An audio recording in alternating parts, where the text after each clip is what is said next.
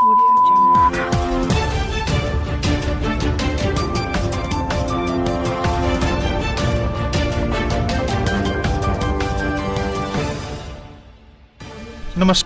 ये रेडियो प्रज्ञा है। अब आप आर.के. भट्ट से प्रज्ञा टाइम्स सुनिए। पहले सुर्खियां। शासन के निर्देश के बावजूद पिपरा मुस्तकिल अगरवा में निकला मुहर्रम का जुलूस। पुलिस अधीक्षक ने कर्तव्य में लापरवाही बरतने को लेकर एक उप निरीक्षक सहित एक आरक्षी को किया निलंबित। मुकदमा पंजीकृत, 8 गिरफ्तार। पंचायतों में चलाया गया विशेष स्वच्छता अभियान। जनपद में 24 घंटे में कोरोना से 103 व्यक्ति संक्रमित, 4 की हुई मौत। मिशन मोड प्रोजेक्ट के अंतर्गत भवन निर्माण में लगे श्रमिकों का कराया जा रहा है पंजीयन। मेजर ध्यानचंद जयंती के अवसर पर लगाया गया योगाभ्यास शिविर और मोटरसाइकिल से गिरकर 2 व्यक्ति हुए घायल। अब प्रज्ञा टाइम्स विस्तार से।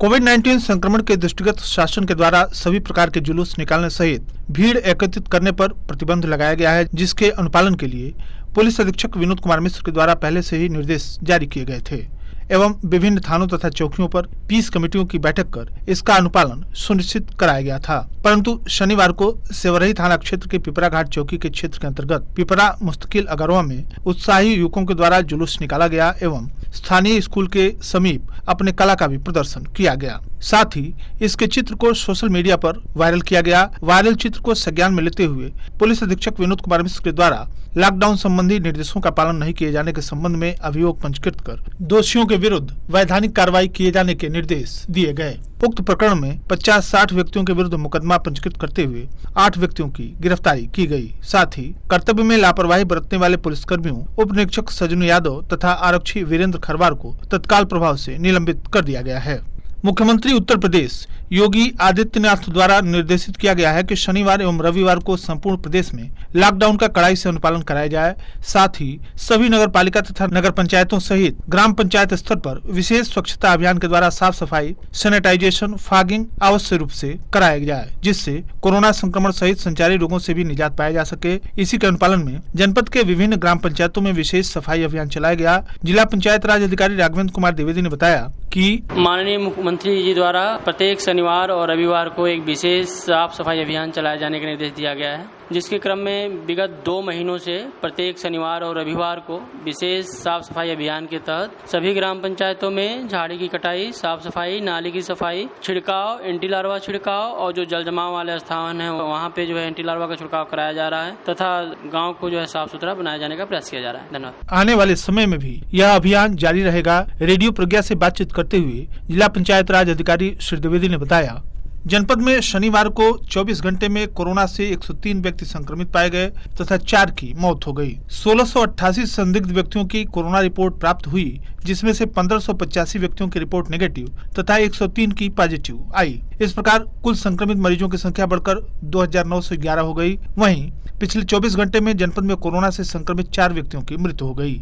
इस प्रकार जनपद में संक्रमण से कुल मृतकों की संख्या बढ़कर 25 हो गई है। कस्या के 75 वर्षीय गुप्ता प्रसाद तथा 69 वर्षीय द्रौपदी देवी, रामकोला के 65 वर्षीय खातिर जमा एवं मथौली बाजार मोतीचक के 70 वर्षीय राजा राम की संक्रमण से इलाज के दौरान मृत्यु हो गई। मुख्य चिकित्सा अधिकारी डॉक्टर एनपी गुप्ता के द्वारा जारी प्रेस नोट में बताया गया कि शनिवार को मोतीचक के 1, तमकोही के 5, कुबेरनाथ के 9, रामकोला के 3, सेवरही के 5, फाजिलनगर के 4, कप्तानगंज के 4, दुधई के 2, विष्णुपुरा के 6 एवं अन्य क्षेत्रों के 5 व्यक्ति संक्रमित पाए गए। वहीं अब तक 2176 व्यक्ति संक्रमण के उपरांत पूर्ण रूप से स्वस्थ हो चुके हैं तथा वर्तमान में 710 पेशेंट एक्टिव हैं। मुख्य चिकित्सा अधिकारी ने बताया कि 44,913 संदिग्ध व्यक्तियों के सैंपल जांच कराए जा चुके हैं एवं शनिवार को 630 संदिग्धों के सैंपल जांच के लिए भेजे गए। जनपद में 232 कंटेनमेंट एरिया चिन्हित किए गए हैं, जहां आवागमन प्रतिबंधित करते हुए आवश्यक सामग्री उपलब्ध कराई जा रही है। श्रम प्रवर्तन अधिकारी मनीष कुमार सिंह ने बताया कि भारत सरकार के निर्देशानुसार भवन निर्माण श्रमिकों के पंजीयन एवं उनके नवीनीकरण तथा हित लाभ योजना में आच्छादित के संबंध में जुलाई 2020 के मध्य मिशन मोड प्रोजेक्ट संचालित की गई है, जिसके अंतर्गत भवन निर्माण के क्षेत्र में कार्यरत पंजीयन से वंचित सभी श्रमिकों का 100% पंजीयन एवं नवीनीकरण से वंचित सभी श्रमिकों के नवीनीकरण तथा पात्र सभी श्रमिकों को बोर्ड की विभिन्न योजनाओं के अंतर्गत लाभान्वित कराए जाने का लक्ष्य मिशन मोड प्रोजेक्ट के अंतर्गत किया जाना है। उन्होंने बताया कि उत्तर प्रदेश शासन के द्वारा विभिन्न कार्यदायी संस्थाओं शाखाओं के अवर अभियंता, सहायक अभियंता तथा समस्त अधिशासी अधिकारी आदि को श्रमिक पंजीकर्ता अधिकारी के रूप में अधिसूचित किया गया है। उक्त सभी विभागों के विभागाध्यक्ष द्वारा इस तथ्य को सुनिश्चित किया जाना है कि राजकीय निर्माण के कार्यों में नियोजित किए जाने वाले निर्माण श्रमिक 100% पंजीकृत हों तथा यदि कोई अपंजीकृत श्रमिक किसी संविदाकार के द्वारा अथवा सीधे विभाग कार्यदायी संस्था के द्वारा कार्यस्थल पर नियोजित किया जाता है तो ऐसी दशा में कार्यस्थल के वरिष्ठतम नियंत्रक अधिकारी का यह दायित्व होगा कि अपंजीकृत श्रमिकों का बोर्ड के पोर्टल पर तत्काल पंजीयन कराए। जिला पंचायत राज अधिकारी एवं नगर आयुक्त तथा समस्त अधिशासी अधिकारी नगर निगम द्वारा डोर टू डोर सर्वेक्षण कराते हुए पात्र निर्माण श्रमिकों का पंजीयन सुनिश्चित कराया जाए। श्रम प्रवर्तन अधिकारी ने सभी निर्माण श्रमिकों से अपेक्षा की कि बोर्ड की वेबसाइट upl.mis.in में अपना पंजीयन, आधार कार्ड, पासबुक की छाया प्रति एवं 90 दिन के नियोजन के संबंध में स्व प्रमाणन के आधार पर कराते हुए योजना का लाभ उठाएं तथा किसी भी असुविधा की स्थिति में श्रम विभाग के कार्यालय से संपर्क करें। हॉकी के जादूगर मेजर ध्यानचंद की जयंती पर शिव दुलारी देवी दलदपट शाही महिला महाविद्यालय अहिरौली रामकोला कुशीनगर में राष्ट्रीय सेवा योजना के तत्वाधान में योगाभ्यास शिविर एवं विभिन्न प्रकार के खेलों का आयोजन किया गया। इस कार्यक्रम के मुख्य अतिथि राधे गोविंद शाही ने अपने उद्बोधन में कहा कि आज योगाभ्यास से मानव अपने स्वास्थ्य को फिट रख सकता है। खेलकूद न केवल शरीर को स्वस्थ रखता है बल्कि स्वस्थ प्रतिस्पर्धा को भी उत्पन्न करता है। प्राचार्य डॉक्टर यशवंत कुमार राव ने कहा कि भारत सरकार खेलो इंडिया तथा फिट इंडिया कार्यक्रम सभी संस्थाओं में संचालित कर रही है। इससे बीमारियों पर सरलता से नियंत्रण पाया जा सकता है। दूरस्थ शिक्षा निदेशक डॉक्टर मनीषा सिंह ने कहा कि भारतीय जनमानस को स्वस्थ रखने के लिए योग तथा खेल अत्यंत आवश्यक है। कार्यक्रम में राष्ट्रीय सेवा योजना की दोनों इकाइयों की स्वयं सेविकाएं तथा सभी शिक्षक निशा खरवार, अभिलाषा चौधरी, अनूप खरवार एवं पंकज प्रताप राव, कर्मचारी दशरथ आदि उपस्थित रहे। कप्तानगंज थाना क्षेत्र के ग्राम सभा मठिया उर्फ अकटहा के पास मोटरसाइकिल सवार 2 लोग गिरकर घायल हो गए। जानकारी के अनुसार थाना क्षेत्र के मथौली रगड़गंज मार्ग पर स्थित ग्राम सभा मठिया उर्फ अकटहा के पास रामकोला थाना क्षेत्र के ग्राम सभा बड़हरा लक्ष्मीपुर निवासी विजयमल पुत्र लक्ष्मण उम्र 48 वर्ष एवं सोहनपुर निवासी उमेश पुत्र भरोसा उम्र 50 वर्ष अपने गांव बढ़हरा लक्ष्मीपुर से मथौली बाजार जा रहे थे। रगड़गंज मथौली मार्ग पर स्थित मठिया उर्फ अकटहा के पास रास्ता खराब होने के कारण मोटरसाइकिल लेकर दोनों लोग गिर गए, जिसमें विजयमल बुरी तरह से घायल हो गए तथा उमेश को हल्की फुल्की चोटें आई हैं। घायलों को सीएससी मथौली लाया गया, जहाँ प्राथमिक उपचार के बाद जिला अस्पताल के लिए रेफर कर दिया गया। रगड़गंज क्षेत्र के रकबा राजा गांव में शुक्रवार की रात 2 पक्षों में मारपीट हुई। इसमें 9 लोग घायल हो गए। घायलों में से एक की हालत गंभीर बताई जा रही है। घटना पर पहुंची पुलिस ने दोनों पक्षों के 6 लोगों को हिरासत में लिया। शुक्रवार की देर रात रकबा राजा में किसी विवाद को लेकर 2 पक्षों में मारपीट हुई थी। गांव के लोगों ने बीच बचाव कर मामला शांत कराया, लेकिन शनिवार की सुबह करीब 8 बजे एक बार फिर दोनों पक्ष रात में हुई घटना को लेकर आपस में भिड़ गए।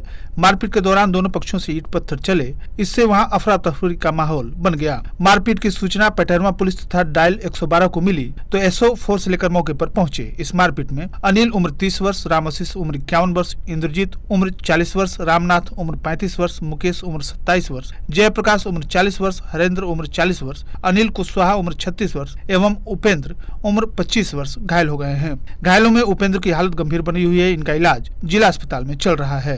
इस संबंध में पटहरवा एसओ मृत्युंजय सिंह ने बताया कि गांव में मारपीट की सूचना पर वे मौके पर पहुंचे और दोनों पक्षों को समझा बुझाकर शांत कराया। मारपीट को लेकर दोनों पक्ष एक दूसरे पर आरोप प्रत्यारोप लगा रहे हैं। दोनों पक्षों के 6 लोगों को थाने पर लाया गया है। तहरीर लेकर प्राथमिकी दर्ज कर आवश्यक वैधानिक कार्रवाई की जाएगी। जनपद के अलग अलग थानों के द्वारा आबकारी अधिनियम के अंतर्गत कार्रवाई की गई है। थाना कुबेरस्थान पुलिस टीम के द्वारा 1 अभियुक्त, थाना हाटा पुलिस टीम के द्वारा 5 अभियुक्त, थाना खड्डा पुलिस टीम के द्वारा 1 अभियुक्त, थाना कप्तानगंज पुलिस टीम के द्वारा 1 अभियुक्त, थाना पटहरवा पुलिस टीम के द्वारा 1 अभियुक्त, थाना तुर्कपट्टी पुलिस टीम के द्वारा 2 अभियुक्तों को गिरफ्तार कर उन पर आबकारी अधिनियम में मुकदमा पंजीकृत कर आवश्यक वैधानिक कार्रवाई की गई। जबकि जनपद पुलिस के द्वारा शांति भंग में कुल 44 अभियुक्तों को गिरफ्तार कर धारा 151 सीआरपीसी के अंतर्गत आवश्यक वैधानिक कार्रवाई की गई। और अंत में सुर्खियां एक बार फिर। शासन के निर्देश के बावजूद पिपरा मुस्तकिल अगरवा में निकाला गया मुहर्रम का जुलूस। पुलिस अधीक्षक ने कर्तव्य में लापरवाही बरतने को लेकर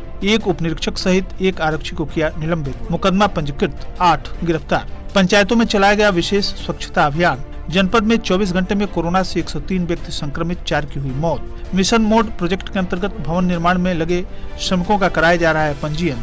मेजर ध्यानचंद जयंती के अवसर पर लगाया गया योगाभ्यास शिविर और मोटरसाइकिल से गिरकर 2 व्यक्ति हुए घायल।